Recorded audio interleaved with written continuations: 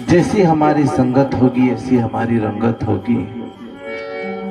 अगर संगत हमारी अगर सत्य की रही तो जीवन में सत्य का रंग चढ़ेगा, सत्य का निखार आएगा।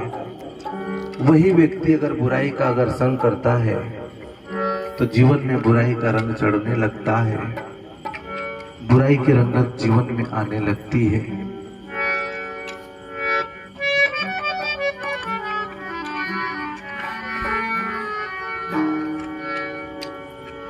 मिट्टी कुम्हार का के संग में जब आती है तो मटका बन जाती है और कईयों को ठंडा पानी पिलाने में वह समर्थ हो पाती है। लकड़ी सुतार के अगर सानिध्य में आती है तो कुछ न कुछ बन जाती है। लोहा अगर लोहार के संगत में आता है तो नाय कुछ न कुछ बन जाता है। ऐसे ही जीव जब चेतन महापुरुषों के सानिध्य में आता है तो स्वयं की चेतना में जाग जाता है, जागता है और संसार की पोल को पहचान जाता है कि ये संसार क्या है, मैं कौन हूं और मुझे कैसी करनी और कथनी करना चाहिए। बड़ी विवेक की बात है हम दुनिया को जाने, पिंड ब्रह्मांड की बातें करें, दुनिया की खोजबीन करें। उसके पहले पहले हम ये तो जाने कि खुद को तो जान ले कि मैं कौन हूं, दुनिया को मैं जानने वाला हूं कौन। तो सदगुरु कबीर कहते हैं कि तू खंड नहीं अखंड है, तू भेद नहीं अभेद है, तू मृत्यु नहीं अमर है, तो बदलने वाला नहीं अबदल है। तो इस अबदल जीवात्मा ने सारे संसार को बदलते हुए देखा है। इस शरीर को भी हमने बदलते हुए देखा है। बचपन आया गया, जवानी आई गई, अमीरी आई गई, गरीबी आई और गई, सुख आया गया, दुख आया और गया। लेकिन एक था जो सब परिस्थिति को, हर परिस्थिति को देखने वाला था और वह बूढ़ा शरीर हो जाने के बाद भी बैठा बैठा बात करता है, मैंने बहुत कुछ देखा। बदला संसार, बदला शरीर, लेकिन वो देखने वाला नहीं बदला। वास्तविक में वही मैं अबदल निर्लेप निराकार शुद्ध चेतन स्वरूप एक आत्मा हूं। अगर ये दृढ़ हो जाए तो दुख और धोखा तत्काल खत्म हो जाए, क्योंकि डर तो इसी बात का है ना कि मैं मर जाऊंगा और यह है अमर अमिट। तो हमें स्वयं में जागने की जरूरत है। जब हम सत्संग के सानिध्य में आते हैं, महापुरुषों के सानिध्य में आते हैं, तो धीरे धीरे धीरे हम चेतना में आ जाते हैं, अनुभव में आ जाते हैं। यही इसका बहुत बड़ा प्रतिफल है कि हम अपने आप में जाग जाएं कि मैं कौन हूं।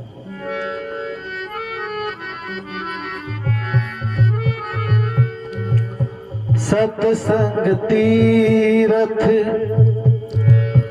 सबसे चंगा, यहीं पे गंगा हो यहीं पे यमुना। उस बाहर की गंगा जमुना की बात उन्होंने नहीं करी है। उन्होंने कहा जहां सत्संग है, सत्संग तीर्थ सबसे चंगा, सबसे बड़ा, सबसे ऊंचा। क्योंकि गंगा में स्नान करने के बाद में हो सकता है शरीर का मेल थोड़ा कम हो जाए, लेकिन मन का मेल तो कम नहीं होता है। लेकिन सत्संग में आने के बाद मन का मेल भी धुल जाता है। सबसे बड़ा भागा व्यक्ति वो है जो सत्संग में बैठकर भी, सत्संग सुनने वाले कुछ तो ऐसे ही रहते हैं कि क्या बोले, ने कहाँ गलती करे, ने कहाँ अपने को टोकने का मौका मिले। कई लोग तो इसी उद्देश्य से बैठते हैं, लेकिन ऐसे लोग गफलत में ही है, क्योंकि एक अंदर से कोई जिज्ञासा और प्यास जगती है, कोई प्रश्न जगता है, और कोई संत महापुरुषों से प्रार्थना करके कोई पूछ ले, ये तो बड़ी अच्छी बात है। लेकिन मन में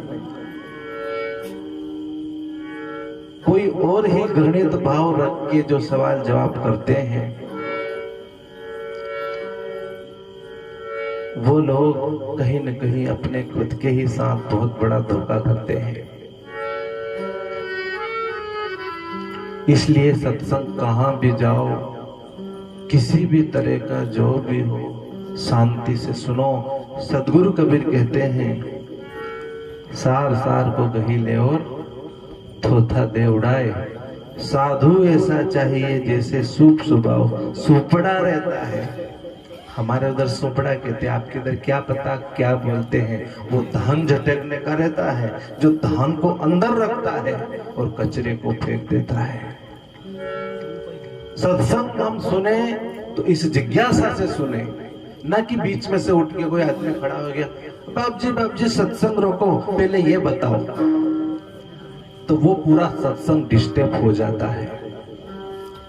पूरा सत्संग डिस्टर्ब हो जाता है। ये कोई तरीका नहीं है। किसके अंदर कोई प्रश्न भी हो, कोई जिज्ञासा भी हो, तो शांति से कार्यक्रम खत्म होने के बाद में कोई व्यक्ति, हालांकि जो जाग गया है वो तो जो चीज उसके काम की नहीं है उसको तुरंत उसी पांडाल के अंदर छोड़ देगा कि ये इतनी वस्तु अपने काम की नहीं है। बाजार से हम सब्जी खरीद के लाए तो जो सब्जी घर पे ले भी आए, पर जो सब्जी खराब आ गई उसको हम तुरंत काट छाट करके अलग फेंक देते हैं, और जो अपने काम की थी उसको हम बना लेते हैं। तो कहां भी सत्संग सुनने जाओ, शांति से सुन लो, चाहे कथा हो, भागवत हो, किसी प्रकार की कोई चर्चा हो, ठीक है। ये संसार है, यहाँ पर सब प्रकार का खेल है। जो हम नहीं चाहेंगे वो भी बात हमें मिल जाएगी। लेकिन फिर उन्होंने कहा, तुम संसार के अंदर हो, ये मेला है या सुई की भी बाजार है, बाजार में सब मिलता है, या जहर भी है, अमरूद भी है, खरीदना तो हमें है।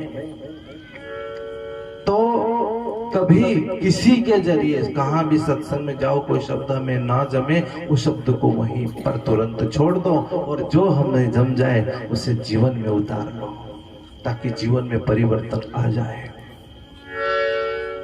तो आइए, हमें स्वयं से मिलना है।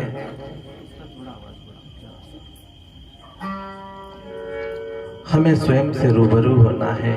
हम जब स्वयं को जान जाएंगे तो बहुत कुछ जान जाएंगे, और हम जब स्वयं को जान जाएंगे तो और बाकी कुछ जानना शेष रहेगा भी नहीं।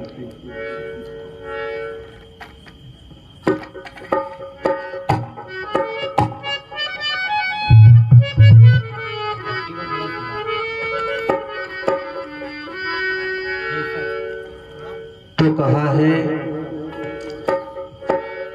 पिया मिलन की घड़ी, ये सत्संग की घड़ी है, मिलन की घड़ी है, अपने आप से मिलने की घड़ी है, और हमें अपने आप से